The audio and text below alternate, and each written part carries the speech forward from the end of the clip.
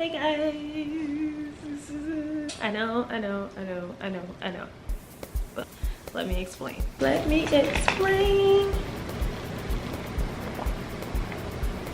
So he's like, let me just take a nap just in case you go into active labor. Baby, I don't know who told him to say that. The contractions started, just screaming, and at one point it stopped. I think I had like a good 3-minute break, and he's telling these people, I'm like, I feel like my body is pushing, and they keep saying don't push. Before I came in the emergency room, they just keep saying whatever you do, don't push. 2 days later, I was checked back into the hospital. We rise to the top, cause we know what it takes. Through it all we survive, yet still hold the faith, unchangeable. Today's video, we're doing my delivery story. I wanted to record for you guys, but things did not go how it intended. If you haven't watched my last video, you definitely need to pause this, go and watch that, to then come back to this, because it'll kind of make sense. So where we left off, it was June 7th at night, and we went into the emergency room where I thought I was in labor.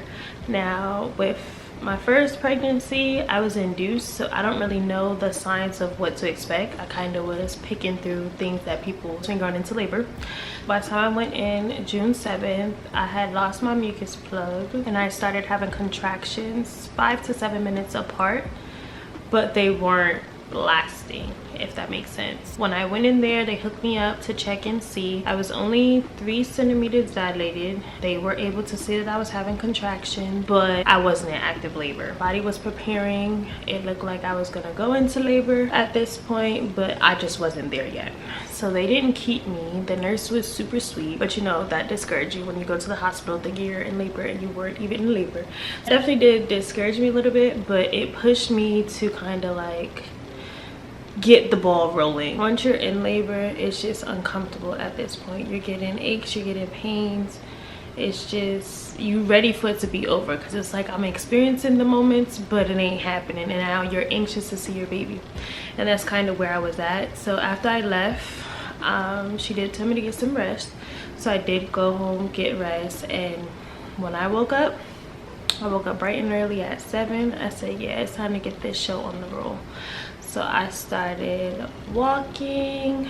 I was on the treadmill. I did some steps. I was bouncing on the ball. I was redoing it all over again. But this time what we did different is we went to the pool, and I was stretching in the pool, moving, sliding, everything. And then at our pool, they do like breaks every hour on the hour.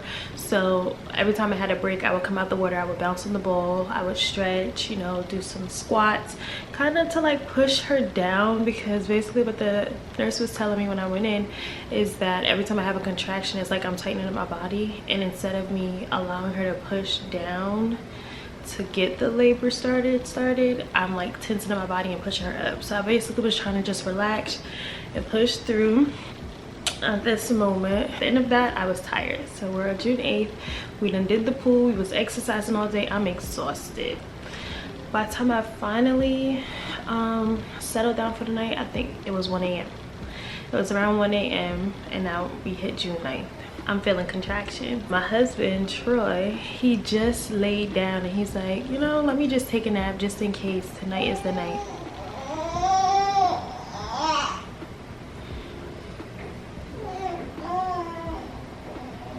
So he's like, let me just take a nap just in case you go into active labor. Baby, I don't know who told him to say that. The contractions started.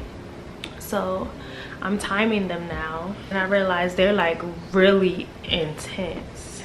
Oh, it was every 5 minutes, and then it was like every 4 minutes. And then I couldn't time it anymore. I was using this contractions timer on my phone. I couldn't even do it no more because they were just hitting back to back, to the point where I'm like, damn, I'm bouncing on the ball.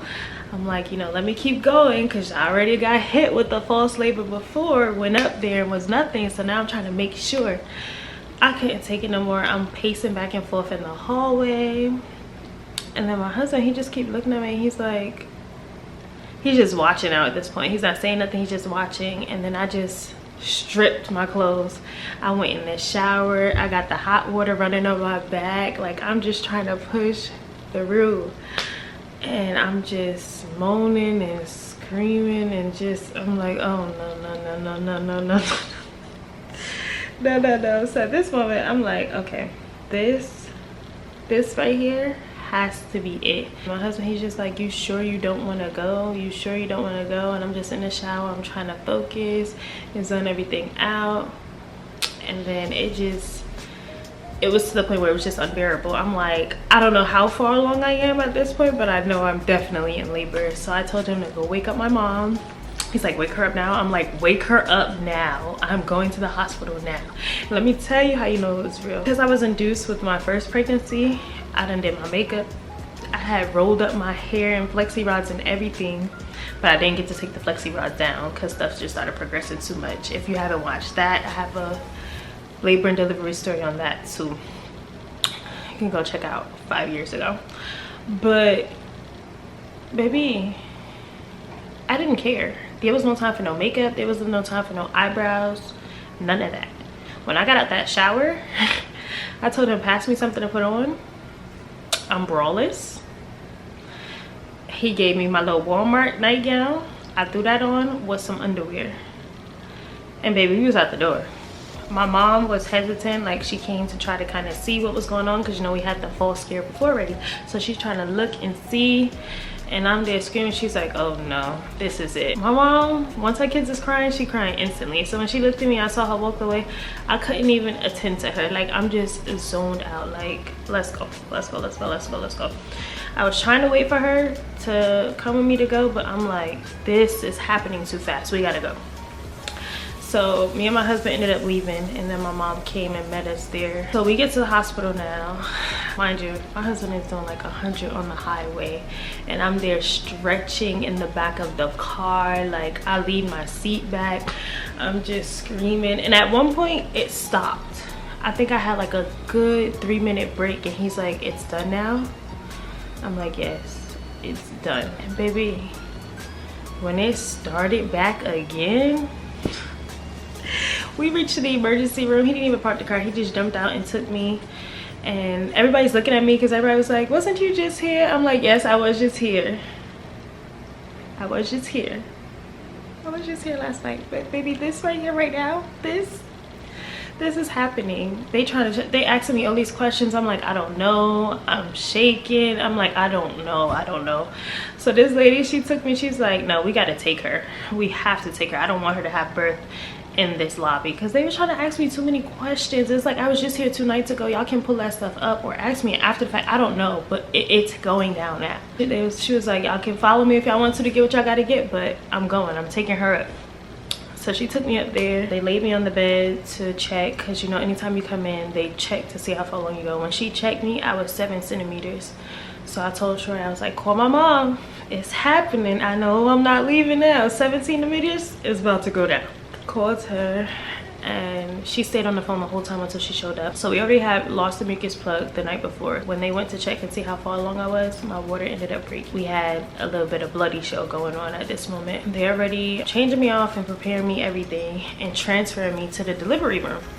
Now, they tried calling my doctor, but my doctor only works through the weekday. My doctor had scheduled me to get induced following week. I think Sunday night at 7 p.m. they had scheduled for me to get induced, basically. So by Monday sometime she would have came in to deal with it. So they tried calling her. Basically, she wasn't answering. I wasn't gonna be able to get her. The doctor on call, she just came in, she introduced herself. I'm just gonna be here. I'm gonna go over your records, charts, everything. I'm gonna see where we at. If I can't get your doctor, then I'm gonna be the one that delivers you. I'm like, all right, cool. So we get to the room now. I'm still screaming, hollering, moaning. I'm trying to breathe through it, but it wasn't really working it out. And I remember I just kept saying, I can't do this, I can't do this, I can't do this. Now, the birth plan, according to my birth plan, I asked for epidural. Mind you, I'm already 7 centimeters. So because my birth plan asked for the epidural, they went ahead, they got it. It didn't take long to come. This night was practically empty. So I'm like the star of the show. So you got nurses and doctors coming from all over, because you know, people, they just like to be nosy. They ain't got nothing better to do. So I have all type of nurses and doctors walking in the room at this point, trying to see what's going on with me. My mom had finally ended up showing up. which was a relief because I didn't want her to miss it. This time Troy was very attentive. He was watching everything. He watched them check. He was just watching everything. He just kept saying, I love you, you got this. Like, he just kept giving me affirmation, and I'm just telling everybody I can't do this. Even the nurse before, when I had went on the 7th and she checked me and it wasn't going along, she came back in just to check in, and she's like, you can do this, you can do this. I'm like, I can't do this. She's like, you can, and you're gonna do it. My mom's telling me, Precious, just breathe. I heard my brother Trey on the phone at one point, like she had it on speaker, and he's like, come on Precious, just breathe, stop tensing up your body, stop trying to act hard, all this stuff. I'm like, I'm not even acting right now. Like, this hurts. Like, labor pain, I don't know how people compare it to period contractions. It did not feel like that. Labor pain literally feels like a lot of pressure and a lot of like squeezing. Your body is tensing up. I literally experienced, and it's like your body naturally prepares for this moment and it pushes the baby out. Whether you like it or not, that baby's gonna come out naturally. Telling these people, I'm like, I feel like my body is pushing, and they keep saying don't push. Before I came in the emergency room, they just keep saying whatever you do, don't push. At this point, they told me that they're going for the epidural, everything, and I keep telling them, I'm like, I feel like my body's pushing, my body's pushing. Like, every time, at this point, every time the contractions came, like, I'm shaking and I feel my body pushing. Like, I'm telling them, like, my body is pushing her out. Like, I'm shaking and telling it, nobody wants to listen to me. The guy came with that epidural within like 10 minutes or so. He came, and when he came in with the worst attitude. He's just like, I need you to sit up and sit back. I need everybody out the room. Surprisingly, he let my husband stay. I know at Cherish, they didn't let nobody stay in the room. Everybody had to clear out for me to get it.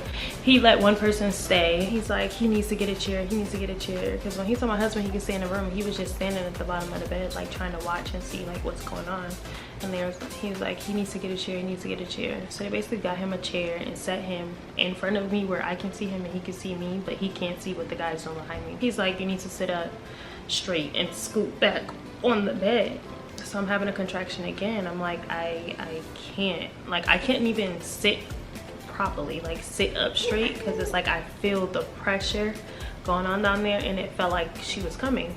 So I'm like, I can't sit up straight, like it hurts. And he just repeated himself again. He's like, you need to sit on the bed and you need to slide back. And I'm just like, you know what, just swallowed it, and I sat down and I tried to slide back regardless of what he's saying. And he's like, you need to sit still.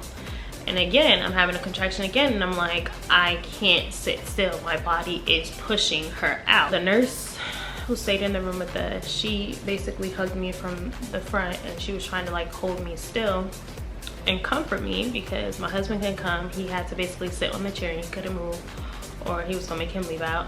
And I can see in his face, like, he just looked helpless and hurt. Like, the way this man is talking, everything that's going on, and I'm trying to say, like, I hate that they don't listen to you, because clearly at this point I'm in active labor. She can come any moment. I was 7 centimeters when they checked me. This is probably about like 30 minutes later, and I'm telling you, my body is pushing her out and I can't sit up straight. You are not even acknowledging what I'm saying, nothing. So the nurse is holding me now and trying to hold me as still as she could. I'm trying to zone out and stay as still as I could. He basically went ahead, put in the epidural. As soon as he put in the epidural, he goes, you guys should check her. I think she's complete.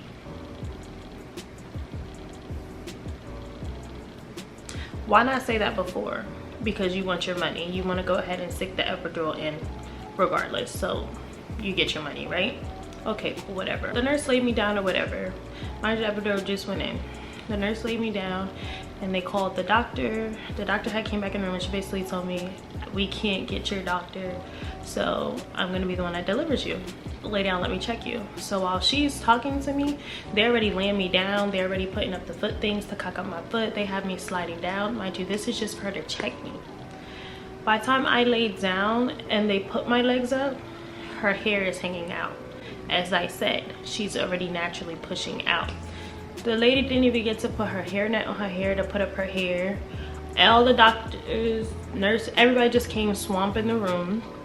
I'm telling Troy to call my mom because I know the signs that it's happening. She's about to come out. I'm like, Troy, call mommy so she can come back in the room. Literally, as my mom walked through the door, I'm already pushing. Like, usually they say wait for contraction to push. She's like, if you give me 2 good pushes, she'll be out. She ain't wait for no contractions, nothing. That's to tell you, my child was already working her way out. I pushed 2 times. I didn't feel no ring of fire. I just pushed and she was out. I don't know if it was 2 or 3 pushes, one or the other, but she was out.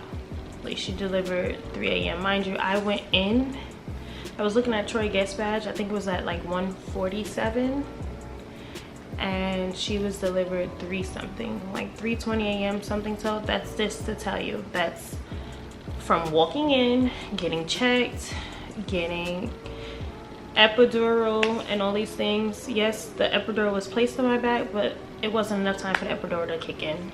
I ended up having her before the epidural even kicked in. They was able to take the epidural out once they finished cleaning her up, everything. They tested me to see if I can feel my legs. I was still able to feel everything. I felt everything pushing her out. I felt everything. This was just saying, you just made that look so easy. Like, I've never seen this before.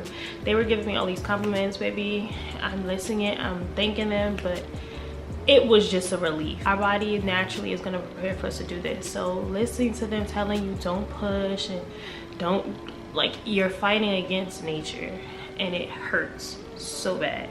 When she was out, I felt relieved. I haven't slept in days, exhausted at this point.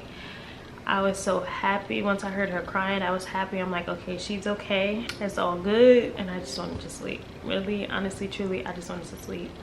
It happened so fast. There was no time for no camera, no nothing. At no point. My mom was in charge of making all the phone calls. She called everybody to tell everybody I had a safe delivery. It was just beautiful. We stayed in there 2 days, because you know the 48-hour policy. Stayed in there 2 days. I had her June 9th, 3 a.m. We checked out June 11th in the afternoon sometime. I believe it was around 1, 2 o'clock. I can't really remember. 2 days later, I was checked back into the hospital. My feet was swollen, my hands was swollen. Granted, I did gain about 50 pounds during the pregnancy, so I just figured and looked at it as my body's just trying to, you know, get rid of all that fluid and everything. My vitals, everything was fine. Before pregnancy, my vitals, everything was fine. After pregnancy, like when they discharged me, doctor's appointments leading up to delivery, vitals perfectly fine, no problems of high blood pressure, nothing. They do give you a sheet and they tell you to check your blood pressure in the morning and at night. I'm checking my blood pressure since I got home, and it was fine. Until this one morning, I'm like, my feet is really swollen. Like, it was hurting to walk on. My ankles are swollen. Like, it was really bad. My hands are swollen. And then my mom was like, you need to just check your blood pressure. Check my blood pressure, sky high, 142/83. So my mom is like, you need to go in. Like, I'm fine, like, it's fine, I'm not paying it no mind. I had a bad headache, high blood pressure, my feet swollen, everything. I found the paper that they gave for preeclampsia, and basically all of that was symptoms of it. So I was like, you know what, let me just go and see. Okay, I just knew I was gonna get admitted. Honestly, it's like I knew something was wrong, but I was trying to fight the feeling that something was wrong and kind of convince myself that it's gonna be okay. I went ahead, I packed change of clothes, I packed underwear, I packed my pads, iPad, everything. I was prepared to be checked in. As soon as I got to the emergency room again, they're just looking at me because I'm walking in all calm and everything, and they're just like, what's wrong? I'm like, I have a headache, I have high blood pressure, my hands and my feet are swollen. And they're all chilled, and then I'm like, I just had a baby 2 days ago. And they was like, you just had a baby when? I was like, 2 days ago. And they was like, I remember you were just here. And they started moving with the quickness. It's like that sentence just sent off alarms They checked my blood pressure. By the time they checked my blood pressure, it was higher than 142. I think it had already reached 160 over 90, but I don't know, but it was higher. It increased from when I took it at the house. So they started moving swiftly. They took me upstairs, evaluated me, everything, and triage. I was diagnosed with preeclampsia. They said that you would have to be admitted. Once they said that they were admitting me, I instantly started crying. Like, I was just sad. I'm like, I'm supposed to be enjoying this moment. I can't wait to see my baby. Now I can't be with my baby. I'm being readmitted in the hospital. Okay, so my husband had already went away to work for the week, but basically I checked in June 13th. They're trying to triage me, everything. They asked me for my ID, and then I realized I didn't even have my ID. I had to call him and ask him to send me a picture of my ID because he had my ID in his wallet from when I gave birth, and they were asking for it. He did it, I left without it, and they ended up giving it to him, long story short. So anyways, I called him out his sleep to ask him for the picture of my ID, because he's resting and preparing to take his long drive back to come back home Friday morning. So I didn't even tell him that I was admitted. I didn't tell him because I didn't want him to worry, because I didn't want him to try driving all the way back tired. I didn't call anyone to tell anyone because it was late at night, and I just felt like, in my mind, I'm just still saying, like, in the morning I'll be gone, I'll be fine. I just like I don't know, I kept playing mind games with myself. My husband ended up calling me, and he's like, you called me and asked me for your ID, but you never even said like what you need it for or what's going on, are you okay? And I'm like, I'm in the hospital. And he's like, what? I'm like, I'm in the hospital, but it's okay, like, don't worry about it. And he's like, what do you mean don't worry about it? I'm like, I got preeclampsia. I basically have to stay here until my blood pressure goes down and all these fluids get out of my body. And then my mom, like, she called my dad, because then my dad ended up calling me. He's like, what you doing? I'm like, nothing, just here.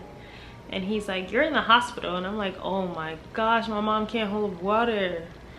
And he's like, Precious, are you insane? So he wasn't gonna say nothing. I'm just like, I was, but I felt like in the morning would be the appropriate time to tell y'all that I was admitted. They were like, are you breastfeeding? I'm like, yes.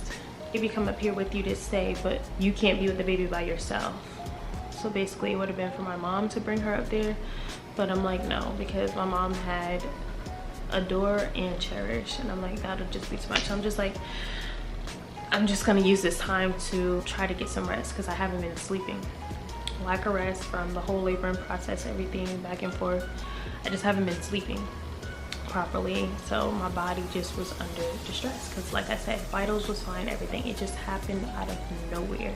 They gave me magnesium sulfate. So what they do for treatment to get rid of it, basically my body was swollen and it was filled with a lot of fluids, so they gave me magnesium sulfate. They give it to you through IV drip. Sometimes they give you the catheter. She trusted I'll be fine without it. And I kid you not, as soon as I was on it, I was going to the bathroom and peeing so much. There was so much fluid inside of me. I was peeing every minute. It was so bad, to the point where I had to learn to unhook myself and hook myself back up to the amount of times I went to the bathroom. With that time in the hospital, it was a scary experience. All in all, with that time in the hospital, I was breast pumping every 2 hours on the hour, producing 2 ounces every 2 hours, and I feel like that played a major part in me being able to produce enough milk, because those first few days are very vital. So I was pumping and ensuring I did what I had to do, and they were collecting it and taking it to the freezer and freezing it for me to hold. Yeah, I just took that time. Those 2 days I took the time. I was barely on my phone. I recorded some clips of the process because I felt like that was something really important to kind of bring awareness to. Like I said, I had no symptoms, anything leading up to pregnancy, even after pregnancy, but I could have it, and 2 days later I had high blood pressure. Preeclampsia is really important. You just never know. So you just really have to pay attention to your body, at least stay on top of things. You just never know. They say up to 6 weeks after giving birth, it leaves you being exposed to preeclampsia. So you just really have to be safe and precautious and make sure you get a lot of rest. Me, I was treating pregnancy like I refused to let it beat me down. I kept trying to get things done and do things. Honestly, it wasn't even worth it. The body goes through a lot giving birth, so trying to get back up and do things like normal, it's not okay. It's best to just rest and try to get yourself back day by day and not just try to rush back out there. After I was checked out, I rested a lot and just took things really easy. My milk production has been coming in really well. My firstborn, I think I lasted 6 weeks pumping, and even with that I had to mix it with formula. This time I'm 3 months postpartum, strictly only breastfed. I pump, so she gets about a bottle sometimes, and at nighttime I give it to her straight from the boob instead of getting up and having to run bottles. We've been doing really well, really well, so I'm really proud of that. And I am overproducing a lot of milk, so I nearly have a whole deep freezer full of milk. On top of having a newborn, breastfeeding / pumping is a lot because you have to remember to pump every so often, every 4 to 5 hours at least, else you do get clogged milk ducts. I'm dealing with one right now and it is really painful. Honestly, I'm not one to knock anyone for strictly going to formula, but I would say at least try before you make that decision, because you just never know. Because you know they say breast milk is the best milk for your baby because it is naturally coming from your body. All in all, it's been going. I've been on maternity leave for the past 3 months. I am going back to work starting next week, September 9th. So that will be exactly 3 months after having her. She was born June 9th, and September 9th I'm returning back to work. I'm super excited. What I've been doing in this time, basically getting her on a routine that revolves around my work schedule and works best for me to be able to balance it all. I am so thankful I was even able to take 3 months off because it was really needed. I was able to rest. I wanted to do a lot of content and just really push through that time off from work, but that preeclampsia scare really just had me take things slow and take it easy. I just basically used the 3 months off like to just rest mentally, physically. We did go to the gym last week for the first time, and that really felt amazing. Like, I want to try to slowly get back into the routine of going to the gym often. When you are breastfeeding, that breastfeeding hunger is serious, and I find myself eating right around the clock. So although I did lose a lot of the weight, because I already lost 50 pounds, but I'm not putting too much pressure on myself.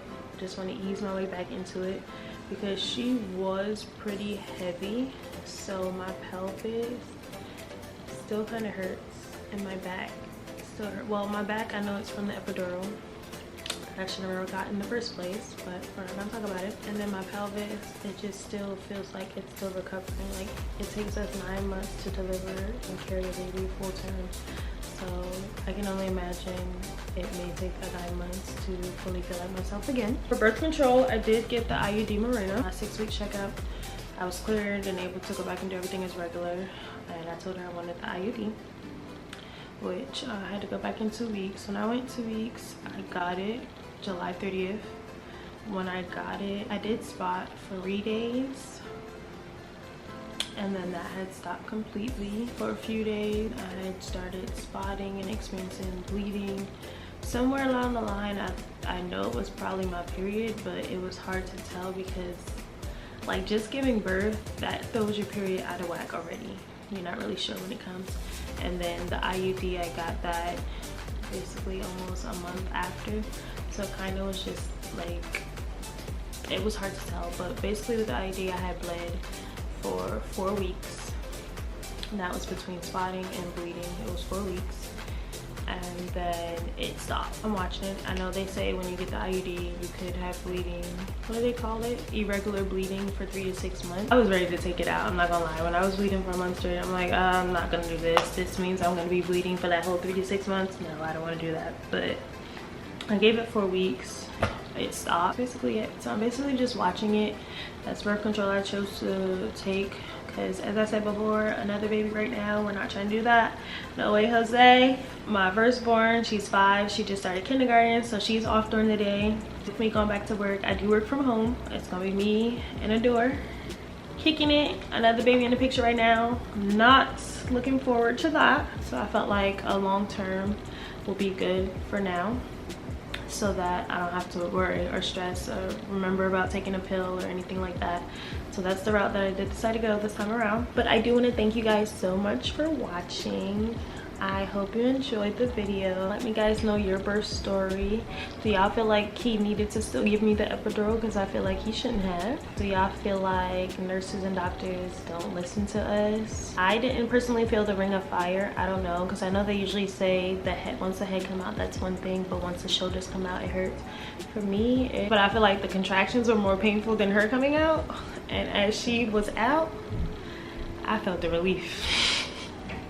I feel like all my pains and troubles was gone. Comment down below. We'll see you guys in the next video. We rise to the